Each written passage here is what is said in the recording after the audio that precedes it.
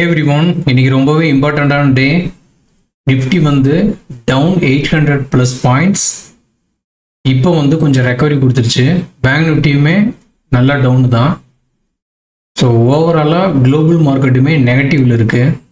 So இந்த மாதிரி டயத்தில் நம்ம ரொம்பவே கேர்ஃபுல்லாக ட்ரேட் பண்ணணும். எப்பயுமே ரிஸ்க்கை ரெஸ்பெக்ட் பண்ணுங்கள்.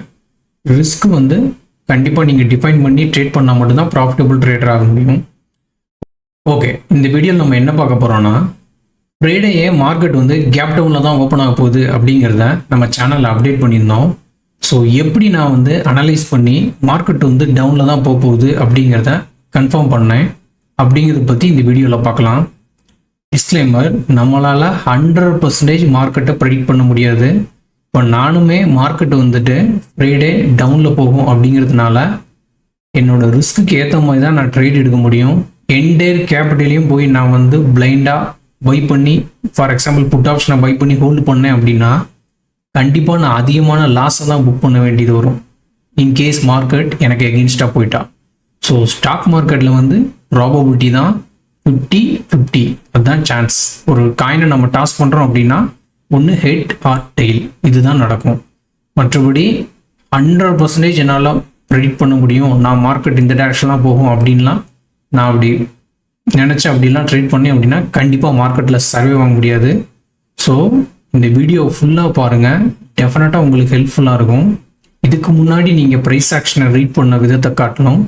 இந்த வீடியோ பார்த்ததுக்கப்புறமா அதுக்கப்புறம் நீங்கள் ப்ரைஸ் ஆக்ஷனை ரீட் பண்ணுற விதம் கண்டிப்பாக மாறும்.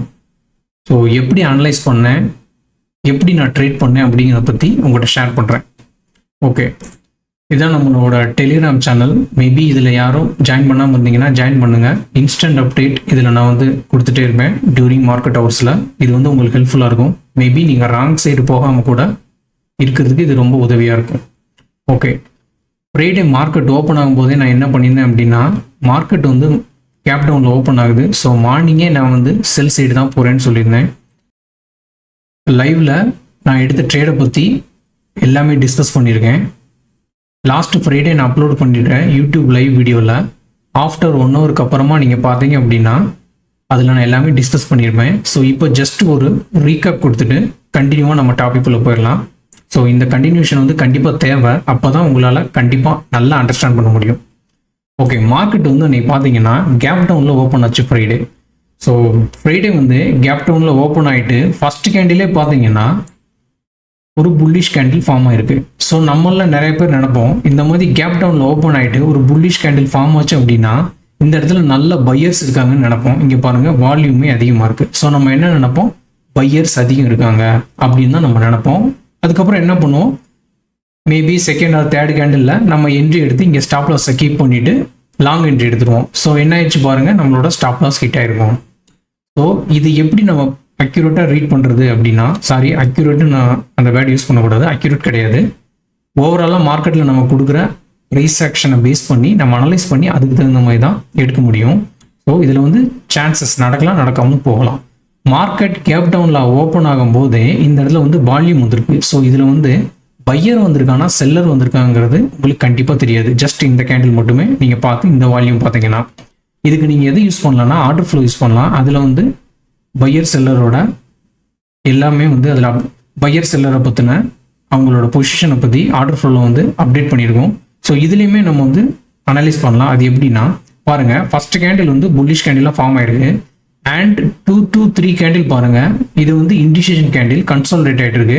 அதுக்கப்புறம் என்ன ஆயிருக்கு, அப்படியே ரிவர்சல் ஆயிருக்கு. ஸோ இதுலேருந்து நம்ம என்ன அண்டர்ஸ்டாண்ட் பண்ணலாம்னா, இந்த இடத்துல வந்து பையர் வந்துட்டு அதிகப்படியாக இல்லை, செல்லர் தான் இருக்காங்க. ஏன் அப்படின்னா நீங்கள் சொன்ன மாதிரி இந்த கேண்டில் புல்லிஷாக இருந்து கண்டினியூ மார்க்கெட் மேலே போகணும் அப்படின்னா பையர் வந்து மார்க்கெட்டை புஷ் பண்ணணும். பட் இந்த இடத்துல என்ன இருக்கு, டிமாண்ட் வந்து கிரியேட் ஆகலை. இங்கே பாருங்க, ஃபர்ஸ்ட் கேண்டில் மட்டும்தான் வால்யூம் இருக்கு.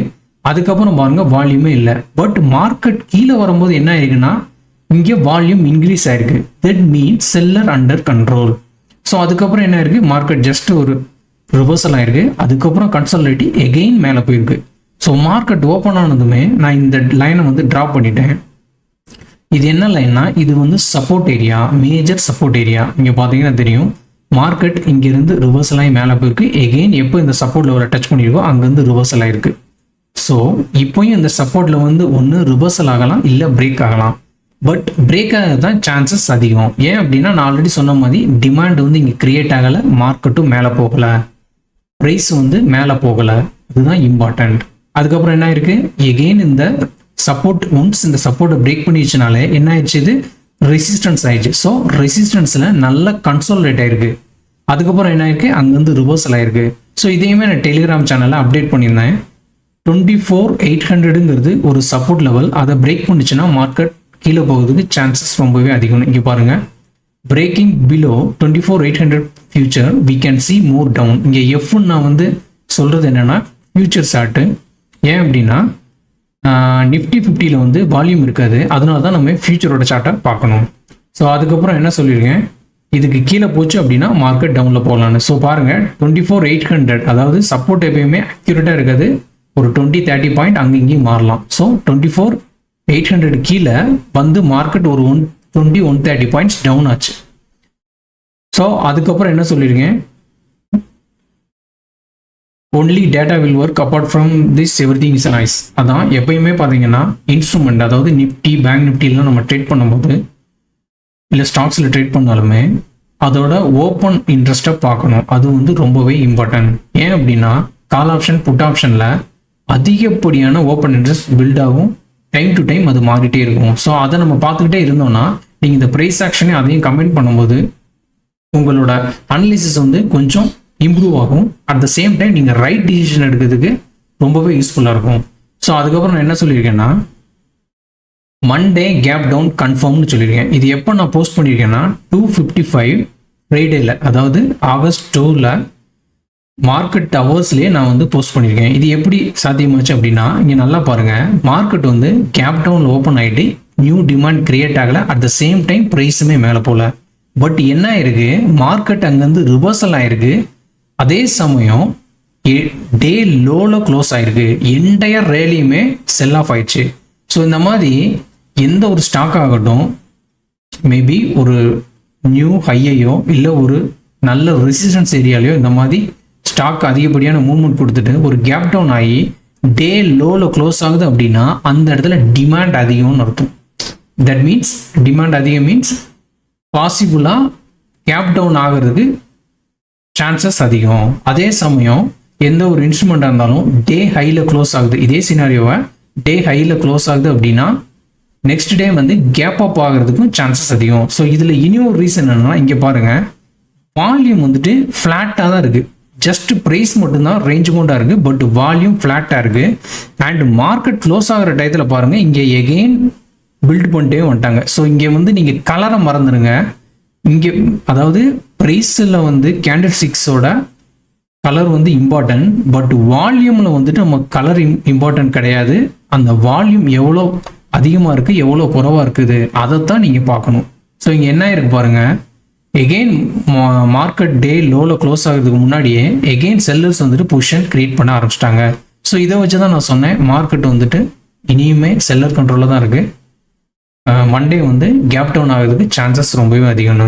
ஸோ அதுக்கப்புறம் என்ன இருக்குது பாருங்கள், மார்க்கெட் எகெயின் இன்னைக்கு கேப் டவுன் ஓப்பன் ஆயிருக்கு. அண்ட் மார்னிங்குமே நான் அப்டேட் பண்ணியிருந்தேன், எஸ்டர்டே கூட நான் சொல்லியிருந்தேன், மண்டே வந்து கேப் டவுனுங்கிறது கன்ஃபார்ம் ஆயிடுச்சு. பட் அதுக்கப்புறமா இங்கே மென்ஷன் பண்ணியிருக்கேன் பாருங்கள், பிக் பிளேயர்ஸ் எப்படி ரியாக்ட் பண்ணுறாங்க அதுதான் ரொம்பவே இம்பார்ட்டன்ட்னு.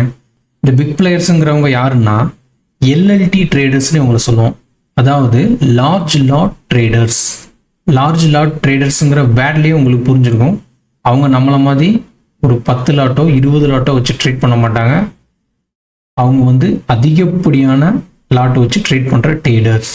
ஸோ அவங்க இதுக்கு எப்படி ரியாக்ட் பண்ணுறாங்க, அவங்க எப்படி அவங்களோட பொசிஷனை அட்ஜஸ்ட் பண்ணிக்கிறாங்களோ அதுக்கு தகுந்த மாதிரி தான் நம்ம மார்க்கெட் மூவ் ஆகும்.